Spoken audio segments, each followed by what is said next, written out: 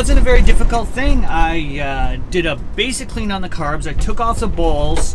The gas was a little funky inside, and I just gave the jets a little help. I think the idle jet was a bit clogged. Everything else looked okay. The bowl was a bit grungy, but that was it. Put them on, hooked up the gas, turned the key, and it pretty much came to life. I've gone through all the gears with no chain, and everything seems to be okay. Hopefully the chain shows up today and I can get that going soon. But yeah, that's as much as I'm gonna mess with the motor right now.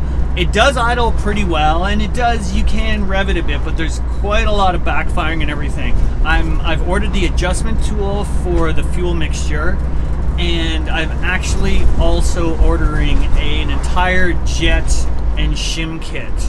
Hopefully it comes soon. So the company that supplies the jets and the shims and stuff, what you generally do is give them the serial number of the bike or the year and the make and the model, and they look up the stock and then look up what you've done with intake like pods and exhaust modifications, and then they supply you with a new jet and shim kit according to what you've done based on their experience. Because my engine isn't stock to the bike, and I don't know exactly. I have a guess, and maybe it's because there was a few other odds and ends, and there was some like Sharpie writing on things that said 450 SC, and for some reason I got it in my head it was like an 82. I'm not sure why, but the guy wants to make sure he's giving me the right kit, so he keeps asking me to try and re-identify the motor, and I've given him all the information I can, but it has slowed things down a bit. Because I can't give him an exact serial number of the bike that the motor came from. So I kind of told him to assume it's an 82 Nighthawk 450 SC, and we'll go from there. Hopefully I'll get that kit soon. I was hoping to have it by now, but I don't. So as far as tuning the bike goes, I'm going to leave it alone until I get that or find jets from some other source or something.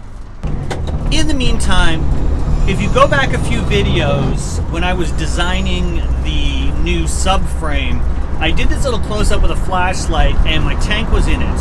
And what I thought at the time was just a light reflection is actually a bubble in the paint.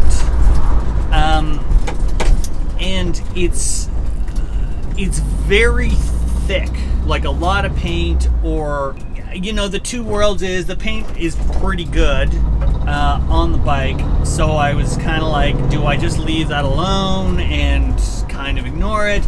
I always sort of thought I was gonna do a strip down paint. I was gonna strip off all the paint anyway and sort of go bare metal, but then when the paint started looking so good, I was just like, well, I'll just leave well enough alone. But then this little bubble just started driving me nuts. So I actually took a Sharpie and I dug into it. I wanted to see what was underneath. And I was right. There's no rust under there. It's totally clean metal. But the primer and or Bondo that was under there definitely separated from the metal in that part. Everywhere around it seems okay, but this is kind of what I found. I took a quick little snapshot. So because now I've dug into that, I'm just going to strip the whole tank down and hopefully do some sort of raw, but you know, clear coated bare metal thing, and go there. I don't really want to get into painting it, and you know, and sort of the black and silver or black and metal sort of look that the bike has taken on, I'm kind of liking, and the way I've raised the back of the tank and the shape and stuff, I think it's just going to lend itself. And anyway, I've changed the bike enough to just, you know, to keep the old original paint. Meh, I was on the fence anyway. So I answered my own query, and I did indeed dig into them. So I've wrecked the paint. So now I'm off to the hardware store. I'm going to pick up some industrial paint stripper and yeah, see how it looks in bare metal.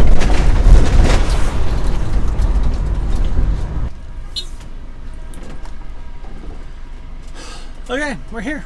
Let's go get some stripper. Paint stripper. Mm-hmm.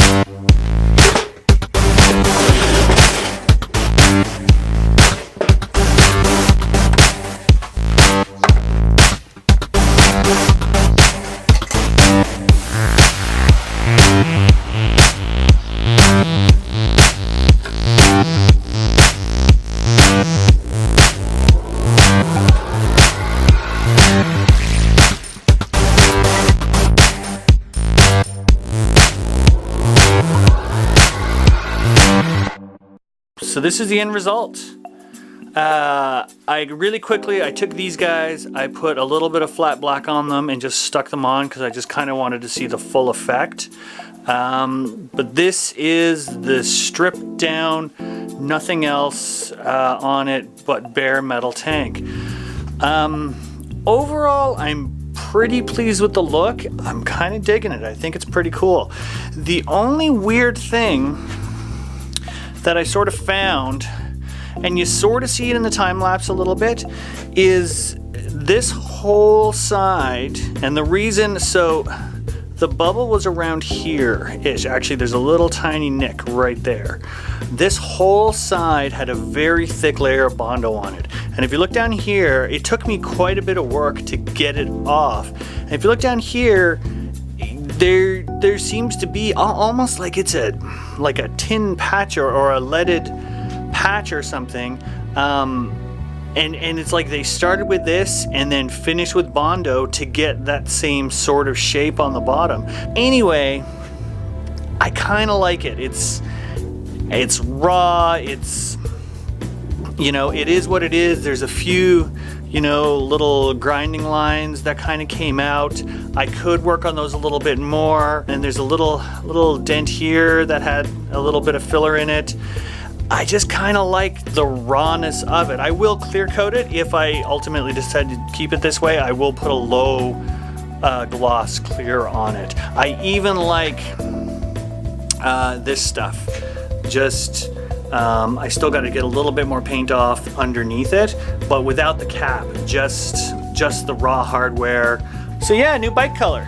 I think it's going to look pretty cool. If you have an opinion, let me know down below. Give me a like if you're liking this build. Subscribe to keep up to date. I've got some other stuff coming up that I think is going to be pretty cool. Check me out on Instagram at Combustion Junction. There'll be some sneak peeks of what's coming up on there. And yeah, we'll see you next week, guys.